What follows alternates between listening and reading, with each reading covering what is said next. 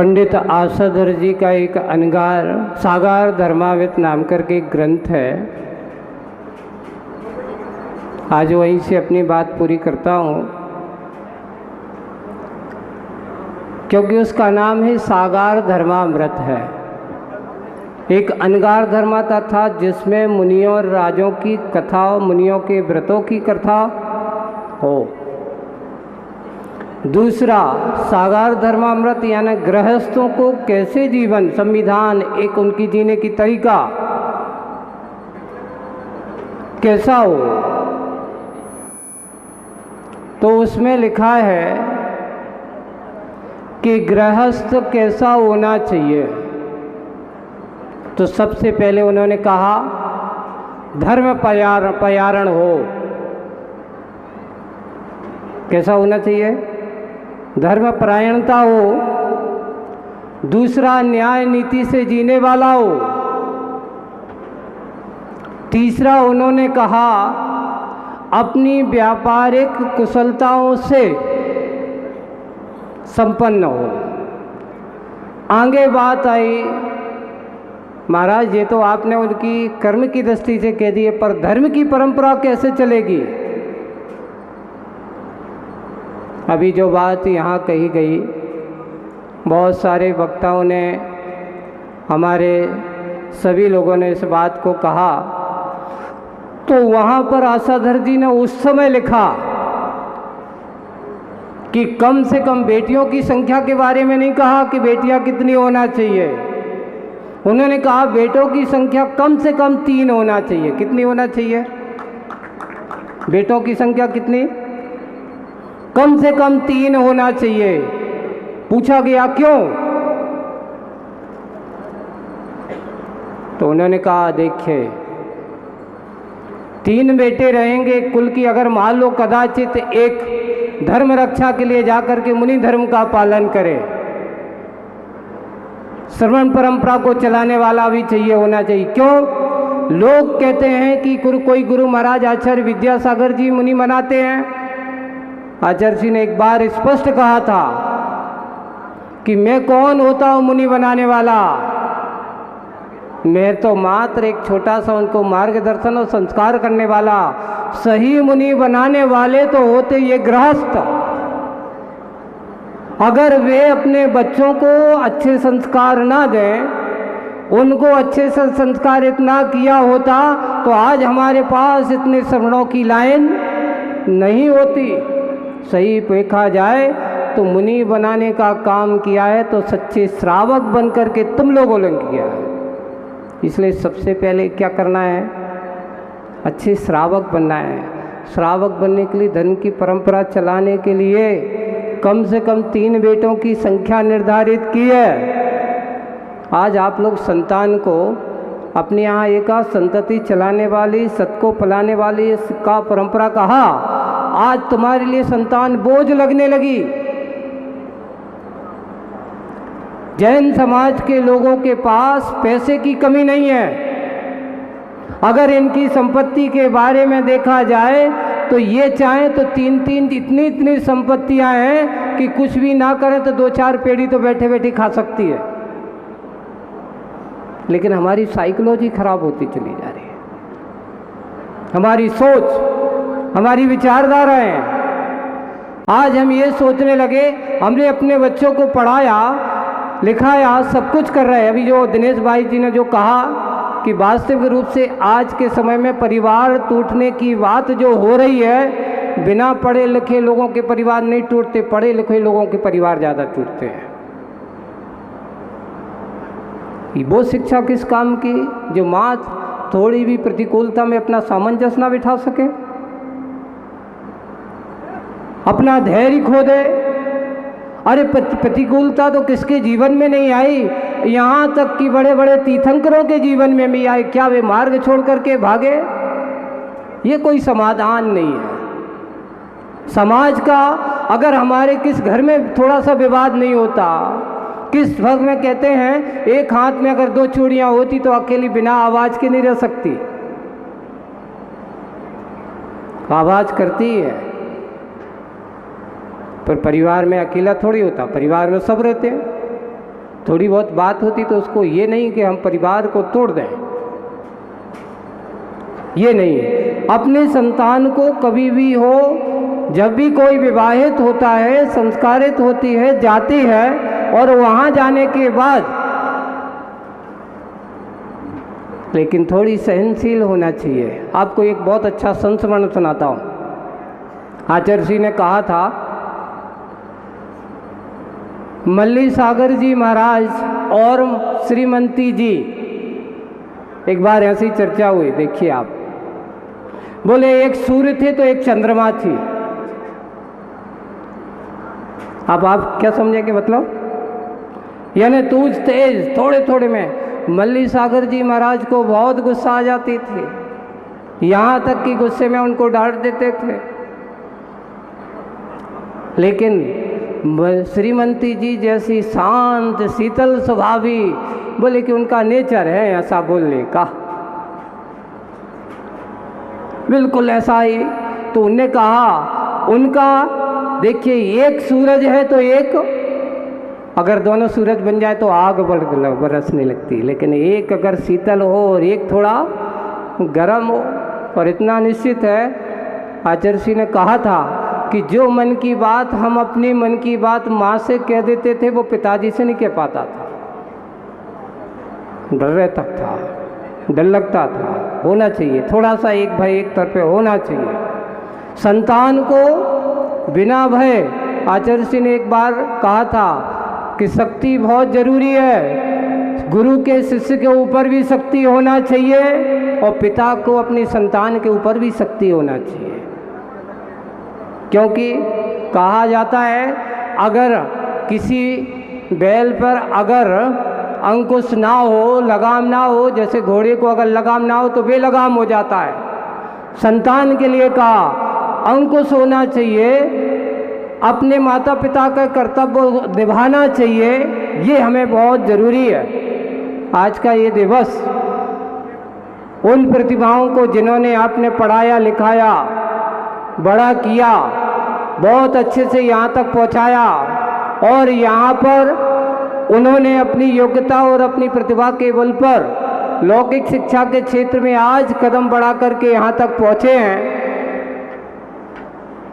लेकिन उन सबके लिए मैं ये कहूँगा कि अपने जीवन काल में तुमने लौकिक शिक्षा के क्षेत्र में जैसे ऊंचाइयाँ छुई हैं, वैसे बंधु अपने धर्म, अपनी कुल परंपराओं के क्षेत्र में भी आपको ऐसी ऊंचाइयाँ छूना चाहिए।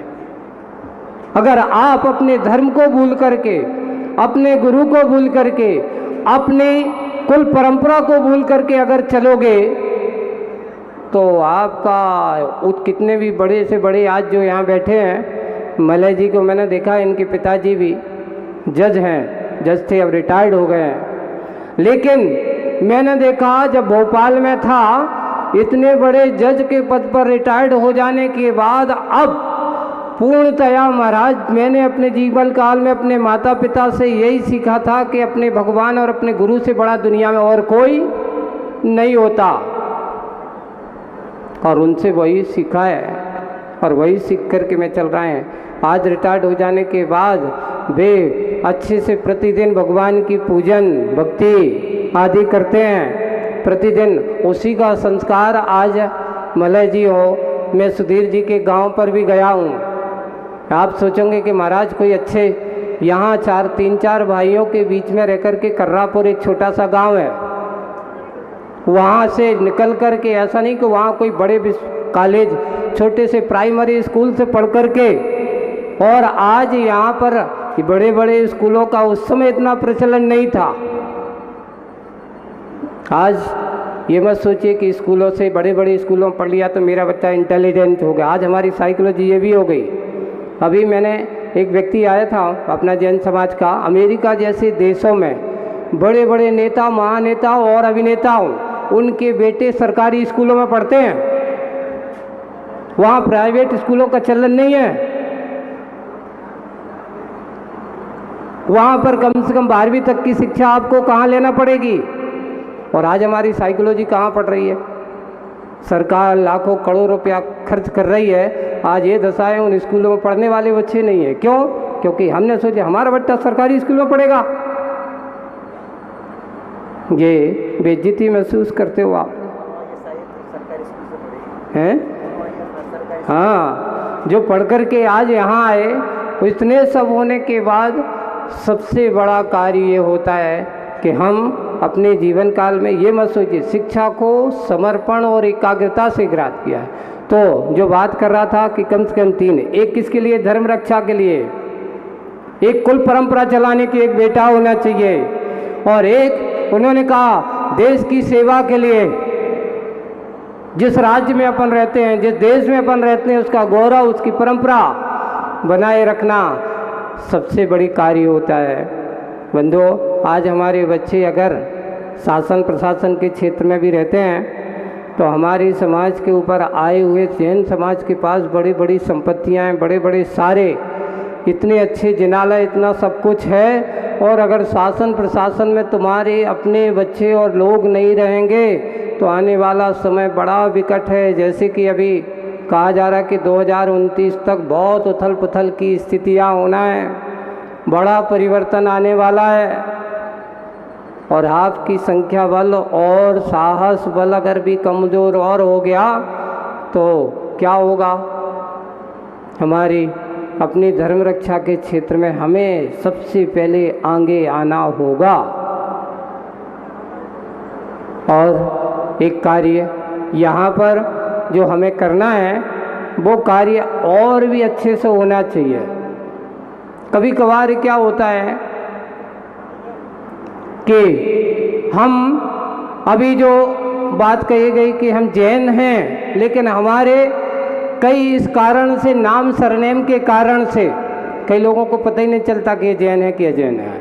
और बागड़ में तो और ज़्यादा है, यहाँ पर जैन कम है, दोषी ज़्यादा हैं, खुडरियाँ ज़्यादा हैं, गांधी ज़्यादा हैं, सरनेम का ज़्यादा प्रचलन में। तो हम किसी का नाम लिखते, अगर कभी कोई लिखा जाए तो सबसे पहले मैं जैन लिखता हूँ, उसके बाद फिर दूसरा काम करता हूँ। यही होना चाहिए कि पहले हम जैन हैं, फिर बाद में हमारी ये अटक, क्या बोलते इसको, अटक, ये नव सरनेम जिसे अपन कहते हैं, सबसे पहले हम उस जिनेंद्र भगवान के कुल के वंशज हैं। ये सोचिए आप जैन क्यों हैं? हम बड़े गर्व से कहते, लोगों को हर समय कहते हैं कि आपका कुल जिनेंद्र भगवान का कुल है, कोई सामान्य कुल नहीं है। जैन को, जो जिनको माने सो जैन, हमारा परिचय जिनेंद्र भगवान से है। आप उस जैन के परिचय को देखिए, जैनत्व के दर्शन को देखिए। आपका अगर अच्छा बहुमान सम्मान होता है तो हमारे जैन और जैनत्व का भी सम्मान होता है।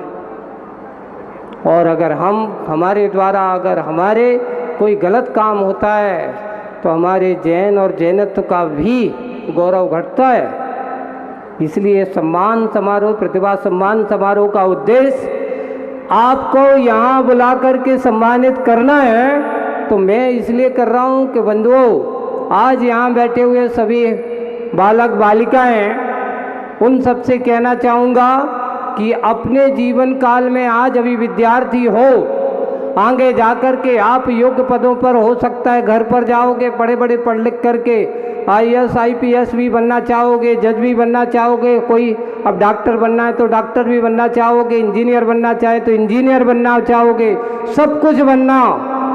लेकिन सब कुछ बनने के पहले अपना कैरेक्टर अच्छा बना लेना। क्या बनाना? एक संकल्प लेना कि मैं अपने जैन धर्म के विरुद्ध कोई कार्य नहीं करूँगा। मैं जैन धर्म से छोड़ करके, अपने धर्म को छोड़ करके कहीं अदर समाज, अपने धर्म को छोड़ करके कहीं दूसरी समाज के साथ संबंध नहीं रखूँगा, विवाह आदि संबंध नहीं करूँगा। ये संकल्प सबका ये होगा, आपका जैनत्व गौरव की ओर बढ़ेगा। अपने धर्म पर हम आस्था रखें, अपने धर्म पर विश्वास करें। क्यों? क्योंकि अगर आप रहेंगे, हम थोड़े से बचे हैं और उसमें भी अगर हम संक्रमित हो गए, विभाजित हो गए, बट गए, तो क्या होगा? उससे ये होगा कि आप वैसे ही उंगलियों पर गिनती हो, कितने हैं? अगर पूरी गिनती कही है भारत में तो 50 लाख के भीतर समिट गए, अगर सरकारी आंकड़ों से देखें।